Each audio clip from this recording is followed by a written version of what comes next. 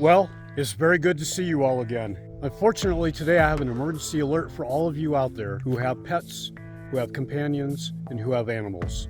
When you look out there, tell me what you see. As you look out into all that tall grass, just like you want to run right through it and play in there, isn't it? You know, like when you were young? Well, today I've got a emergency service announcement that I feel that I need to tell you all about. You know, when you're out here and you're walking through all this beautiful tall grass and all these really soft little foxtails, you know, it's pretty amazing. It's pretty cool to walk out here. All that grass looks pretty harmless, doesn't it? If you have a pet, you're going to want to hear what I have to tell you about all this insidious grass we got growing out here. These things are called foxtails. If you have a pet, you need to steer clear of these foxtails because these things are insidious and they're extremely dangerous to your pet, up to and including could kill your companion. So you're going to want to hear what I have to tell you. All right, let's talk about this because we got a serious issue that took place here with little Jax and I. So let's pull one of these off so I can tell you all about this insidious plant. So this is what a foxtail looks like. You probably all know what a foxtail looks like, but I need to talk about this with you and tell you what happens. So this one here is kind of a newer, greener foxtail right here. And then we have one here that's pretty dried out. Now, before I tell you what happened to little Jax and I, due to foxtails, I want to show you what a foxtail does. So you have the green ones out here that you see out here in the grass right now. These are predominantly okay because they haven't dried and fallen off yet. You know, they're pretty soft and they don't really poke you too bad. But then when you start getting them dried like this is where the problem starts coming in, because this whole long thing is one big stackable seed pod. And as they dry, these little pieces fall off. And on the end of those little pieces, those things are as sharp as a ninja star. And they poke into everything and they hold on. And this is where the problem starts, right here. Because your puppy will either eat these unknowingly or sniff it up his nose and get caught. And once these get in your companion, your pet, the only mission these have once they're in your animal, once they're in your pet, is they're on a one-way track. They went in and they're looking for a way out. And these things will continue to keep burrowing through your animal, all up until the point where they could actually kill your pet. And that's what makes these things so dangerous. When these go in, they only have one mission: find a way out. One of the things that can happen to your pet is that your pet can ingest one of these, or several of them, end up having a whole mouthful of them. They'll stick in the mouth, they'll stick in the gum, and they'll continue to keep burrowing until they are lodged inside of your pet. There's no way to disintegrate these once they're inside you. The only way to get rid of them is they need to find a way out. They can maneuver themselves and get into a blood vein, into the blood system, and work their way up through the blood vessel and into the brain. These things can kill your loved companion, and you need to watch out for these, because no matter where they go into, they will not dissolve, and once they're in, they have to go all the way through.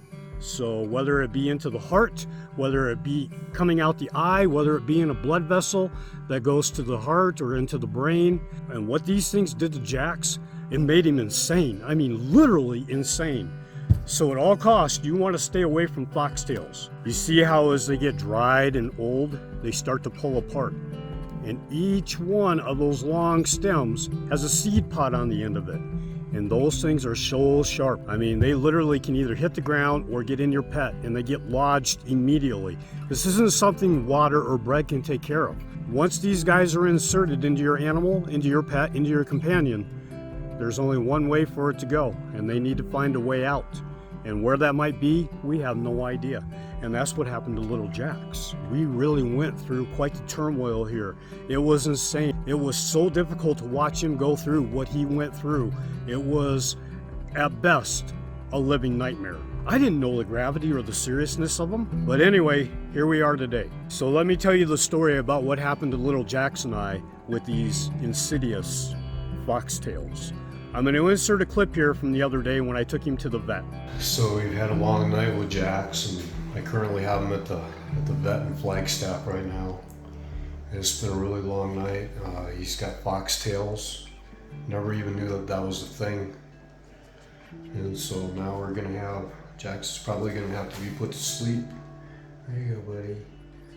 And to have him removed out of there. It's been a long night. I think both him and I are about at our wits' end. At the moment, he seems like he's doing okay. But last night, it was terrible. He just kept eating the carpet and the curtains. And if you got a puppy, make sure you watch out for the foxtails, because these things are brutal. These things are mean. But yeah, we're in here at the veterinarian. We're gonna see if we can't get him all fixed up and get him back on track, hopefully. Oh my goodness, it's been a long night. All right, I'll come back on here and let you all know what's gonna happen. Okay, so Jax went through his procedure, okay? Not really. They had to put him out, they had to give him anesthesia. And when they gave him anesthesia, he ended up having a seizure. And now we're waiting to see whether or not he's gonna develop pneumonia in his lung. And you know, he seems pretty spry, you know, not too bad. But now we have to worry about him getting pneumonia in his lung. He had a seizure when they gave him anesthesia, and he vomited. If he inhaled any of that vomit back in, that he would get pneumonia. They did give him antibiotics, gave me antibiotics to give to him to help try to prevent that, but we'll see what's gonna happen. But right now, both him and I, we're pretty much at our wits' end. He seems okay, but I don't know if I am. This is really taking quite a toll. Anyway, I just left out of the veterinarian here in Flagstaff, and I just wanted to get a video of him and us after we just came out. The veterinarian clinic that we're at is the Oasis Veterinarian Clinic, and now we're just gonna head back home, and hopefully we can get Jax back up and going again. It's been a long haul, so I'm gonna get going here, and I'll get back on here as soon as I get back home. I'll talk to you all in a little bit. Yeah, so that was 2 days ago, and in the video you can see just exactly how tired and exhausted that made both little Jax and I. He went through a nightmare. What this stuff puts him through is absolutely insane. And how it started was, it was probably about 8 or 8:30 at night. And little Jack started coughing, and he was doing the hawking thing, like he has something caught in his throat. You know, I tried to take care of him at that point, but it was already too late. Once these things get seated in your pet, unless you catch it right away, there's no way that you can do anything about it except take him to the vet. And that's exactly what we did with Jax, because it got really serious. And so anyway, like I was telling you, what happened is, within a few hours, it progressed into something way more serious. These things are like mind control. So anyway, he was doing that. He was throwing up, he was vomiting, he was trying to hawk it out. His tongue and his lips were going profusely. You know, as you can imagine, getting one of these sharp barbs caught in your throat or in your tongue or in the roof of your mouth, anywhere would do. So he was doing that, and he was throwing up. He couldn't hold down any water. He looked like he was in absolute agony, which of course he was. And there was absolutely nothing I could do about it. We opened up his mouth, we looked around, we tried to find pieces of this in his mouth, but we couldn't find any at all. And so as it progressed throughout the evening, this stuff will make them like crackheads, like meth addicts. He was pulling apart the Afghan, the blankets, the curtains. He was trying to eat absolutely everything that he could to try to relieve the pain that he was in, brought on by these foxtails. And that turned into absolute insanity. He had no idea what he was doing anymore. He was just going profusely after the fibers on the Afghan, on the blankets, on the curtains. He even gnawed off a piece of my hair to let you know just exactly how crazy it got. Well, the very next day, we ran him into the vets, and they gave him anesthesia, and they put him to sleep to go in there and take a look around to see if they could find any of these stuck in him. Right after they gave him the anesthesia, he had a seizure and he vomited. And if you inhale that vomit back in, yeah, that'll go straight into your lungs and could potentially create lung pneumonia. And so that's kind of what we're contending with right now. Right now, we currently have Jax on 2 different medications. They gave him this for the inflammation that's caused by these, and the other medication that they gave him for the possible pneumonia that he could get now. They gave him doxycycline, which I guess is a broad spectrum antibiotic.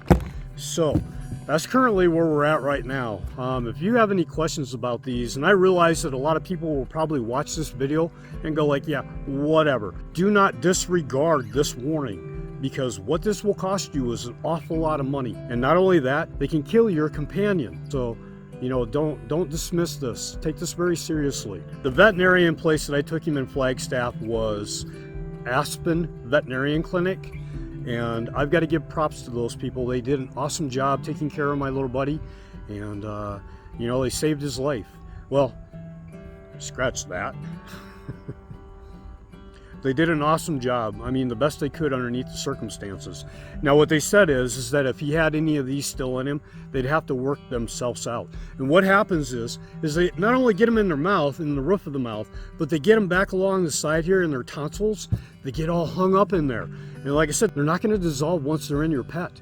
They have to find a way out, whichever way that is. And you know, when you Google foxtails and for your dog, there's a whole lot of things in there you don't really want to read, because there's no way for this to come out until it comes out.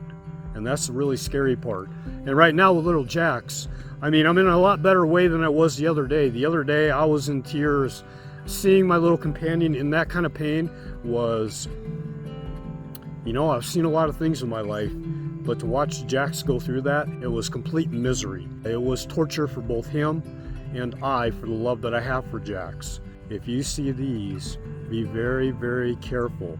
You know, and unfortunately, I had cleaned the whole area up, not even thinking about this. But when you look at the ground out here, and I'll show you that here, you know, you might be thinking, you know, okay, that's fine. I won't let my animals play in that. But that's not really the danger you need to worry about. See, there's no foxtails anywhere around here at all. But on closer examination, as you get closer to the ground, you look, and what do we see? They're all over, everywhere. The ground is just littered with them. So it's just not safe not to have your puppy go play out there, but it's not safe to have your puppy play anywhere around any of this at all. So yeah, for right now, I'm just waiting to see what little Jax is gonna do. I'm praying relentlessly that he does not contract pneumonia. So yeah, these little things will cost you quite a bit of money if your pet gets them when you take them to the vet. So be very, very careful. Like I said, right now I'm just waiting to see whether or not he's going to be okay or not. Hopefully he doesn't contract pneumonia. And if he does, hopefully the antibiotic, the broad spectrum antibiotic I have for him, will help eliminate that, should that happen. But right now I'm just kind of keeping my fingers crossed. I'm taking very good care of him. He's somebody very special to me, and I don't want anything to happen to him at all. So you can be rest assured he's getting the best care I can possibly give him. And if we need to, we'll run back into the vet, and hopefully that won't have to happen again. So, but anyway, I just wanted to let you all know the dangers of foxtails. So yeah, for right now, until we get down to the desert, this is what I'm doing to help protect little Jax. So I rolled down the window over here so he can stick his little head outside, see everything that I'm doing and what's going on. I put up a piece of plywood there so he's got fresh air, but he can't get outside because I showed you the ground, and you know what the ground looks like.